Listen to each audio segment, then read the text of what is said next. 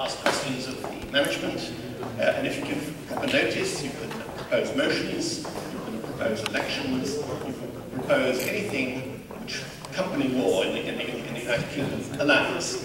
Fortunately, for me, nobody's proposed any business, so we can be very informal. In fact, so informal, I'm very happy if people interrupt me when I'm talking to ask questions and so on. However, for those who are shy, at the end of this meeting, there will be a question and answer and discussion time for everybody. And then we'll go off and have our dinners, I guess. I'm very pleased to see that this meeting has been brought forward by half an hour, because I know a lot of us want to go back to our hotels after a long day, we've got jet lag, we're hungry and so on. So I'll try and go through this as fast as possible. What does the society actually do?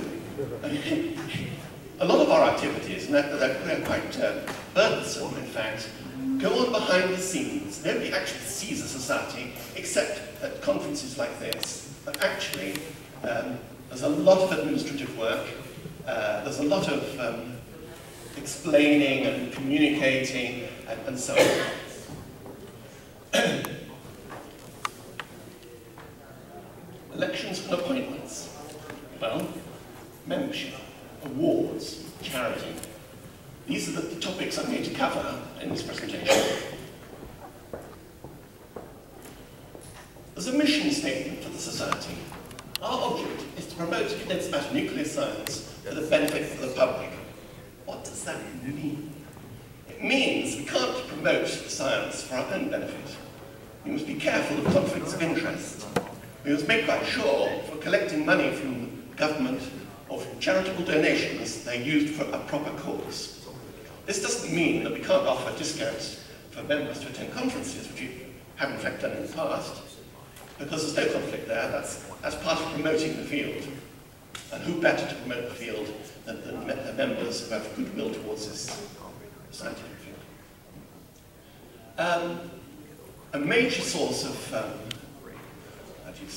commitment is organising meetings. I've had a tendency to organise one about every 2 years. Sometimes they've been more frequent than that, sometimes less. And last year we managed to organise the 11th International Workshop on anomalies in hydrogen-related metals in Toulouse with the sponsorship of Airbus.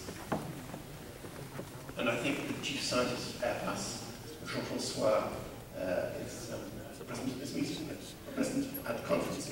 I didn't see him.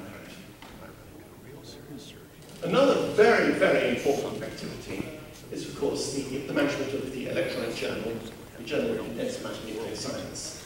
And I think we ought to thank Jean-Paul Today for superhuman efforts. He really manages this journal by himself. But I have to pay all the money for the cost.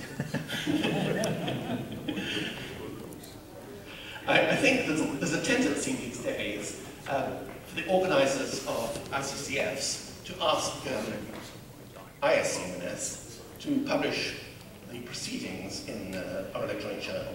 And this makes a lot of sense because people actually prefer to have electronic copies of papers rather than printed ones. It's a lot cheaper and distribution costs are zero. Another advantage of having everything electronic is the entire electronic library of the society can fit onto a DVD. We have over 1,400 papers, original papers, which we're allowed to publish. And so this is a very valuable resource. And last but not least, the society recognises excellence in the field by making awards, and I will be talking about what kind of medals we've been able to present a little bit later on. Well, the situation as of last year in Padova was that the entire executive committee retired. That's a polite way of putting it. No, there was no ill will or anything like that. It's just that elections have not been held, and it was thought that it should be clear to everybody that there are some vacancies. at the International Advisory Committee meeting held also in Panama, Gino, let's say, Mahabiba Srinivasan was proposed to as chairman of the so-called ad hoc committee, and we had a meeting in Panama, and we set out some of the things we would like to do. I don't think all those objectives have been achieved yet, but it put the society in a certain direction. And some of the things discussed, for example, was a young person's division of the society.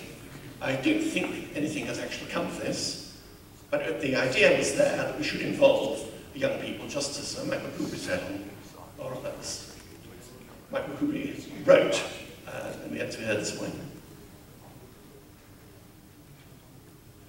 So, as the executive committee is now reduced to just 2 people, that is to say Jean-Paul and myself, we have some vacancies, and we can fill another 9 places. Actually, I think there should be 8 places, and I think the maximum according to the Constitution is 10 places. The most prestigious post, of course, is President. The President is entitled to intervene at any level in the society. He automatically attends any subcommittee meetings. He proposes policy, which in theory the executive committee can approve, and if it's a very important matter, it might even be put to the annual general meeting like this one. I act as membership secretary, effectively, which basically means taking in applications, sending out certificates of membership, creating an electronic archive of all the members and communicating with members. The treasurer doesn't do a great deal, except he has to file the statutory accounts of the society, and that is something that would normally be done by an accountant, but to save money, I do it myself, and it's quite burdensome. This is not something you do every day, so it's quite stressful, actually. Because if you make a mistake, you get fined. And we'll talk about how to reduce the cost and risks of this kind of bureaucracy in a moment. And Ruby Carrot has very kindly, I couldn't quite say volunteered, but she's going to be the webmaster of the society. And I think we'll, in fullness of time, probably before the end of the year, we'll see a much improved website, which is really showing its age. I take full responsibility for this website, of course, but I'm not an expert web programmer.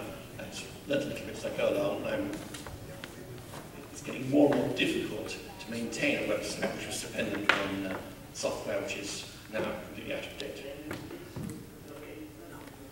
The situation as of now is we have 230 members of the society, which is record high. Most of you, however, don't pay your dues, so that's a problem. And a lot of people automatically get free subscription. If your income is less than 10,000 euros a year, and I automatically assume that people from certain countries, which I won't mention, don't achieve that income, then you join the society for free. Otherwise, it costs 30 euros.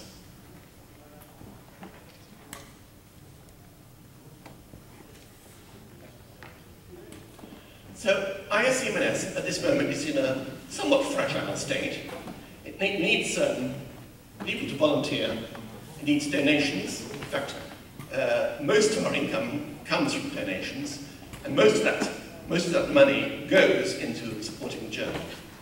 Remember, nobody pays for a copy of the journal, so the only way to keep it going is for people to, out of their goodness of their hearts, to make some donations. And those donations, at least from the USA and from England, are tax deductible.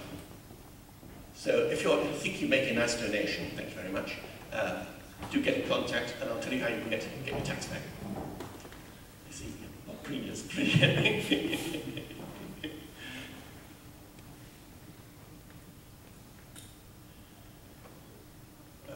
I think I've covered that.